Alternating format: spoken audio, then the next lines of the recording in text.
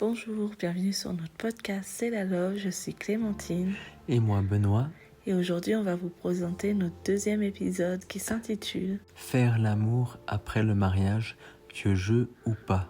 Alors avant de commencer, on veut vous encourager vraiment à écouter jusqu'au bout parce qu'on peut avoir des choses à dire qui vont peut-être pas vous plaire, ni quoi que ce soit, et on veut vraiment qu'il n'y ait aucune culpabilité. Et on prie vraiment que le Saint-Esprit puisse vous donner la conviction de tout ce qu'on va vous partager, qu'il puisse parler à votre cœur. Donc avant de commencer, Benoît va vous partager quelques lignes de son témoignage. Je te laisse raconter. Aujourd'hui, je vais vous partager mon témoignage de mon ancienne relation amoureuse avant que je rencontre ma femme magnifique que j'aime à la folie. Et en fait, voilà, cette relation, on était tous les deux des chrétiens, on aimait le Seigneur, on s'est fiancés parce que pour nous c'était important, les fiançailles. On a voulu, on souhaitait le mariage, c'était très important. Sauf que, on a fait le cap, on a fait l'amour avant le mariage. En fait, ça a été un désastre parce que la rupture s'est fait 1 année et demie après, et ça a été très compliqué pour moi parce que je ne pouvais pas concevoir ma vie. En fait, je voulais absolument me préserver pour ma future femme parce que aussi j'aimais le Seigneur et je voulais le respecter. Et en fait, ça a été comme un tsunami. Le Seigneur m'a fait grâce, il m'a pardonné, il m'a donné une nouvelle virginité alors que je ne la méritais pas. Il a pris soin de moi, il m'a restauré et il m'a mis une correction dans mon cœur pour me repentir.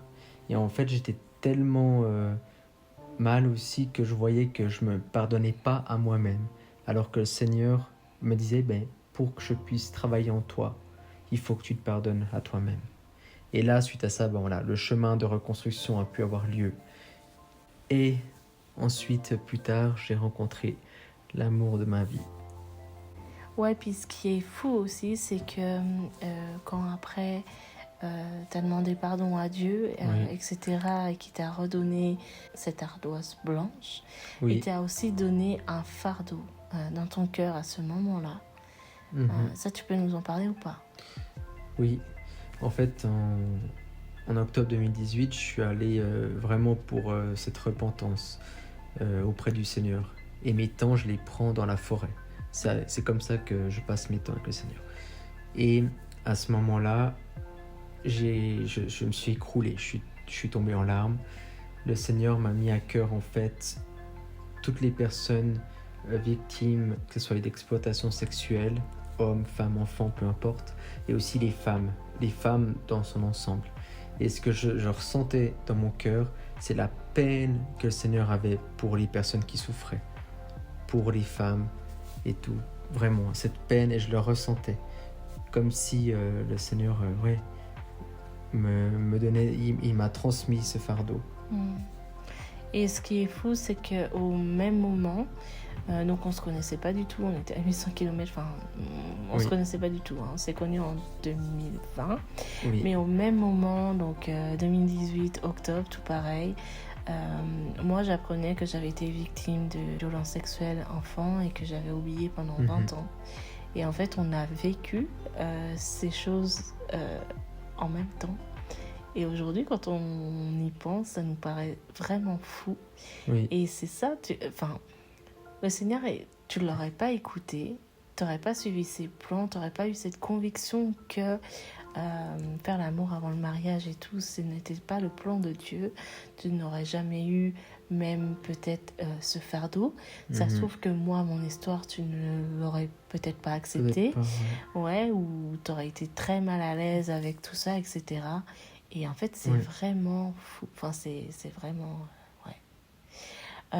pour faire court, nous, du coup, on s'est connus donc, en 2020 sur Instagram. Je travaillais dans une association justement qui aidait les victimes de violences sexuelles. Et puis Benoît a suivi cette association. Donc voilà à quel point notre rencontre découle aussi de tout ça. Et on a parlé pendant 1 an et du coup on faisait une relation à distance. Donc quand on devait se voir, soit tu devais venir en France ou soit je devais venir en Suisse. Et bien sûr, il fallait que tu dormes quelque part, il fallait que je dorme quelque part. Pour nous, il était hors de question, mais hors de question de faire l'amour avant le mariage. On voulait se respecter. On aurait pu se dire que vu que voilà, moi j'avais vécu ça, on aurait pu dire ok, on y va. Ouais. Mais non. Et puis en plus le Seigneur a redonné cette nouvelle virginité. Ouais. C'était pas pour la gâcher. Ouais. Et donc vraiment ça c'était dans notre cœur et en fait on voulait se respecter, on voulait respecter Dieu et en fait on a tenu. Donc c'est possible de tenir, de se garder pour le mariage. Oui, alors maintenant on va parler du titre de notre podcast qui est Faire l'amour après le mariage, vieux jeu ou pas.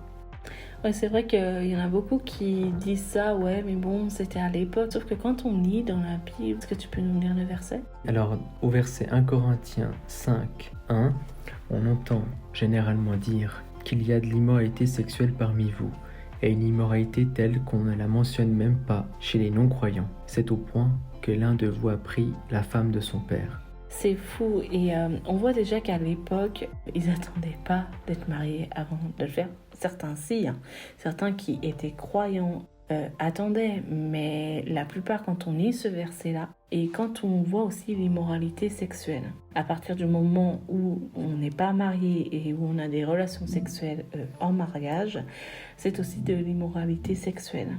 Et bien sûr, il y en a qui peuvent dire oui, mais quand on dit c'est le vieux temps, c'est le temps de nos grands-parents, etc. Mais nos grands-parents, les grands-parents qui attendaient de faire l'amour après le mariage, c'était les grands-parents qui étaient chrétiens comme nous aujourd'hui, on peut attendre. Après aussi, dans la parole, on peut dire justement c'est d'une autre époque, ok. Alors, ce qui est vrai, c'est qu'on vit pas dans la même société qu'avant.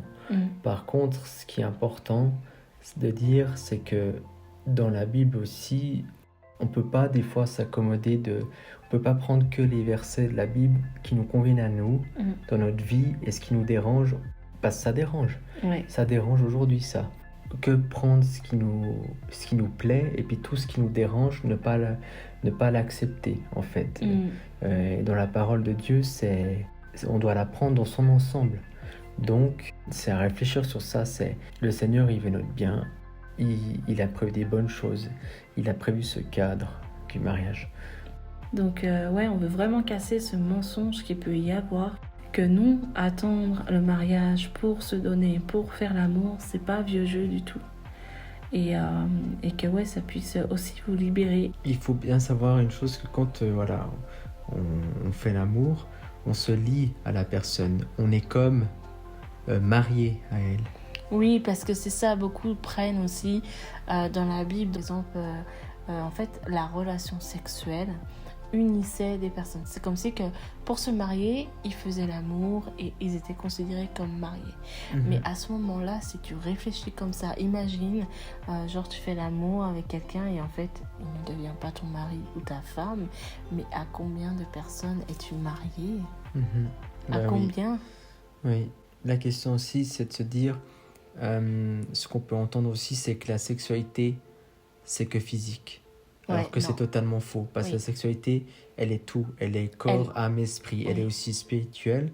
On ne peut pas dire que la sexualité n'est que physique quand on entend des femmes victimes d'abus et qui ont des traces, qui ont des marques dans de leur corps, dans leur âme et qui souffrent avec ça toute leur vie. Exactement. Et ça, on ne peut pas. Voilà. Ouais, non mais c'est clair parce que la sexualité, on va pas partir là-dedans, mais une femme qui est victime de viol ou quoi que ce soit, c'est sa vie en entière qui est brisée, même psychique. Il y a des personnes qui finissent dans des hôpitaux psychiatriques et on peut dire oui, ok, c'est la violence qui s'est passée, mais c'est tellement plus que ça. Cette chose qui a été commise, cette sexualité qui n'a pas été voulue et qui a été faite d'une façon violente, etc. Mais ça brise toute une vie. Toute une vie. Une autre chose aussi, au-delà de la sexualité, le côté spirituel, en fait, en tant que mari et femme, souvent, on est des amis. On a une amitié, on construit une amitié, on aime passer du temps ensemble, on a du plaisir à passer du temps ensemble. Et c'est pour ça aussi que les gens s'unissent. Mais quand on fait l'amour avant le mariage, en fait, l'amitié, ce qu'on construit en tant qu'amitié, elle s'arrête. Ouais, c'est ça, parce que même à partir du moment où tu le fais, donc cette amitié, elle s'arrête. Les gens ont beau dire oui, on est amis et tout, mais non, c'est pas vrai. Une fois que vous le faites, l'amitié s'arrête là. Oui. Et nous, on a passé 3 ans. Oui. Bon, déjà, on se voyait, on passait 1 semaine, 2 semaines, des fois ensemble. Oui. Oui. On s'écrivait Pas tout le temps, beaucoup. on s'appelait tout le temps, on lisait des livres sur le mariage surtout, on rigolait, on regardait des films à distance ensemble, mais vraiment, et alors on peut dire oui, bah, vous étiez à distance, c'est facile et tout, mais non, c'est compliqué. À partir du moment où on se voyait, c'était compliqué, Oui. mais Bah, bien sûr qu'on était attirés l'un et l'autre, ça bah c'est normal. oui, mais c'est ça, c'est que après quand vous vous mariez, mais Benoît est vraiment mon meilleur ami. Mais c'est normal parce qu'avant d'être mon mari, il était mon meilleur ami et ça reste. Aujourd'hui, je lui dis tout. Je peux parler de tout ce qui se passe dans ma tête et pareil pour lui. Et il n'y a pas ce truc où je me retiens, je vis mes choses de mon côté, lui il vit ses Chacun choses. vit Ouais. les choses de son côté, non, parce qu'on a su aussi être vulnérable au début et de dire les choses. Oui, Voilà. et je n'ai que lui en ami homme. J'ai pas besoin d'aller chercher ou de trouver ou d'avoir d'autres amis hommes ni quoi que ce soit. Il est mon seul et unique meilleur ami et j'en aurai pas d'autres. Et j'en ai pas besoin d'avoir d'autres parce que cette amitié a été complète, nous a comblés et ouais, et souvent en fait quand tu le fais, bah du coup ça casse tout ça.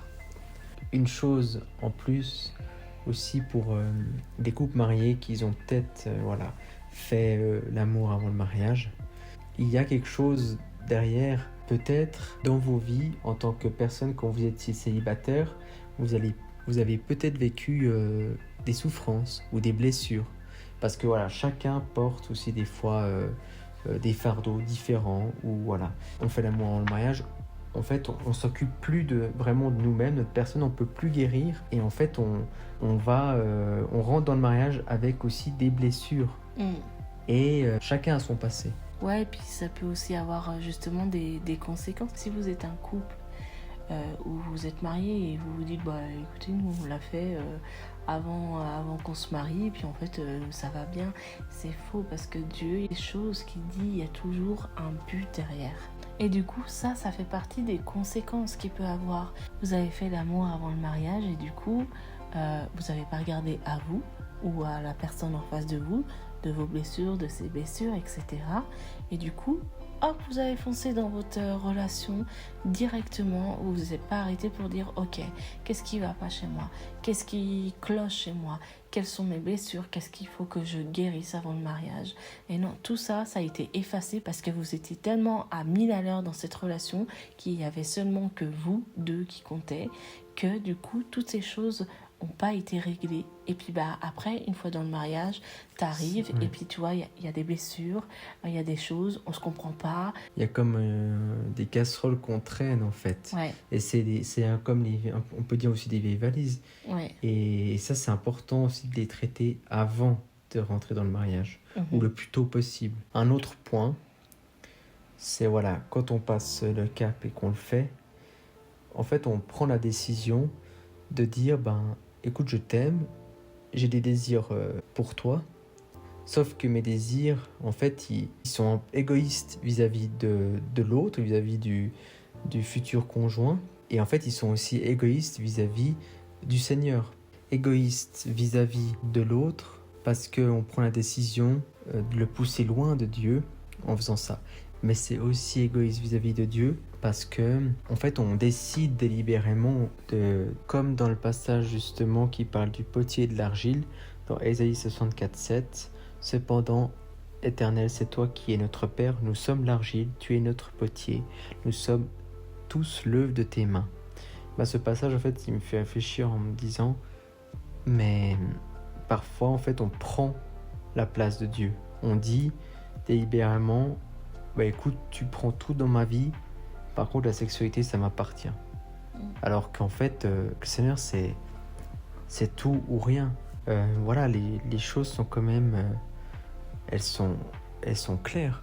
Ouais, c'est comme si que tu dis à Dieu, avec cette relation que tu es en train de construire, où tu n'es pas encore marié, mais où tu construis cette relation. Ah, mais attends, c'est bon, ça je sais mieux. Si j'ai envie de faire l'amour avant le mariage et tout, bah, tu vois, c'est ok, c'est bon, laisse-nous tranquille, quoi. Donc, ouais, non, c'est vrai ça. Aussi, à ce moment-là, en fait, on construit notre couple sur la sexualité et plus sur des bases solides, des fondements solides. Et justement, pour toi, c'est quoi les fondements solides? Comme fondement premier, en fait, de toute façon, ça devrait être le Seigneur, notre relation avec lui. Ouais, c'est ça, notre identité est ancrée dedans. Parce que même, tu sais, Dieu, il a un plan pour chacun de nous. Imagine, genre, il t'appelle à être missionnaire, puis la personne en face de toi, c'est pas du tout son cœur. Elle veut, je sais pas, une maison avec des enfants, un chien. Elle va être plus posée. Voilà, et puis que non, elle veut pas aller voyager partout. Et ben, en fait, tu peux perdre tout ça. Parce qu'une fois que tu es lancé, justement, tu es dans le truc amoureux, tu dis, oh, bah non, en fait, missionnaire, oh non, peut-être pas. Puis à un moment donné, voilà, tu te retrouves dans le mariage et tout. Puis, ah, mais en fait, tu sais, je crois que Dieu il met à cœur de partir en mission et tout. Il y a tellement de choses. La sexualité, ça peut tellement cacher, mettre un voile sur tellement de choses. Dans la relation, ouais, mais c'est... Ouais, mais complètement. Oui, aussi, en fait, on peut sacrifier notre appel pour l'autre, quoi. Pour l'être qu'on aime. Et c'est là où il y a un réel danger. Ou alors, à l'inverse, accepter des choses qu'on ne voulait pas, mais qu'on se dit, oh oui, je serais capable, puis en fait, non, pas du tout. Aujourd'hui, quand on voit que ce soit les films, les séries, le monde qui nous entoure, la sexualité, elle est comme, c'est normal, quoi. Banalisé. Ouais, c'est normal. Mais on veut vous dire, aujourd'hui, la sexualité a été créée par Dieu. La sexualité est belle, est bonne, mais dans le cadre du mariage. Et croyez-moi, c'est une fille qui a vécu des abus où la sexualité m'a complètement détruite qui vous dit ça, parce que comme Benoît, Dieu a restauré, Dieu m'a aussi restauré, et dans ma sexualité, et je peux vous dire que la sexualité est bonne, mais dans le cadre du mariage, quand on est protégé, quand on a été respecté, et aussi les bienfaits d'attendre, les bienfaits. Pour toi, quels sont les bienfaits? Eh ben en fait, on pourrait croire que il n'y a pas de bienfaits, mais il y en a. Déjà, premièrement, ça apprend la maîtrise de soi, ça apprend la patience, ça apprend aussi à gérer aussi notre corps, quoi. Pour donner un exemple, imaginez que vous vous retrouvez, vous êtes marié, vous vous trouvez dans une situation compliquée de maladie, ou bien quand il y a une arrivée d'un premier enfant, un accident, et puis pendant un certain temps, vous pouvez plus faire l'amour. Et ben, en fait, ça nous apprend. D'ailleurs, ça nous apprend aussi à rester fidèles. Et c'est la maîtrise de soi, justement. C'est la patience, c'est la persévérance aussi.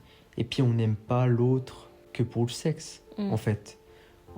Pour l'amour. On l'aime parce que c'est notre être aimé. C'est notre meilleur ami aussi. Et c'est avec lui qu'on veut être, quoi. Donc toi, qu'est-ce que tu dirais à des célibataires ou des jeunes qui sont en couple, pas encore mariés? Quels sont les conseils que tu pourrais donner à ces gens-là? Oui, alors déjà pour éviter de tomber, déjà chercher personnellement, pas entre vous deux, quoi, mais chercher personnellement quelles sont vos limites. En tant que célibataire ou jeune, C'est quoi des limites? Les limites, c'est par exemple, pour des personnes, un bisou sous la bouche, ça pourrait les mener à aller plus loin. Alors après, on pourrait dire, mais c'est rien. Mais non, pour certaines personnes, c'est déjà beaucoup. Et donc, il faut réfléchir à ses limites, en gros, sa ligne rouge. Jusqu'à où tu vas avant de passer le cap et de faire l'amour. Donc, Et les limites, ça peut se changer aussi. Oui. Parce qu'imagine, genre, t'es célibataire, tu dis, ah, mais vas-y, moi, je peux l'embrasser et tout. Je peux faire des câlins, ça va aller et tout. Et en Mhm. fait, bah, tu trouves quelqu'un, et puis vous commencez une relation et tout. Et puis, bah, vous vous embrassez, vous faites des câlins. Mais là, en fait, tu sens que, ah, mais non, en fait, c'est un peu plus compliqué que ce que je pensais. Mhm. Et ben, on peut toujours revenir en arrière. Quand il y a les limites, la ligne rouge, il faut en fait se baser sur la limite de celui qui est le plus sensible. Celui où ça peut être vraiment un moyen de chute. Ouais. Et c'est pas justement parce que vous êtes dans cette amitié-là. C'est pas, oh ouais, mais si je lui dis que là, ça va un peu trop loin, bah, il va mal le prendre, ou elle va mal le prendre, ou il va me prendre pour je sais pas quoi. Non, là, vous êtes dans un truc sincère. Et justement, c'est pile le moment pour dire, et aussi pour voir comment l'autre réagit. Est-ce qu'il veut vous respecter? Est-ce qu'il veut respecter Dieu aussi? C'est pile le moment. Donc, ouais. Et puis pour les couples mariés, si mais ouais, vous êtes vous l'avez fait avant votre mariage et que vous êtes mariés aujourd'hui, vraiment, si ce qu'on peut vous dire vous paraît ouais, non, n'importe quoi, priez sincèrement, demandez à Dieu qui vous révèle ces choses, parce que le cœur de Dieu est pour qu'on se respecte et pour qu'on puisse attendre le mariage. On espère que ce podcast vous a parlé, que ça a pu vous toucher, et on prie vraiment pour vous. On vous souhaite une bonne journée et à bientôt. À bientôt, soyez bénis.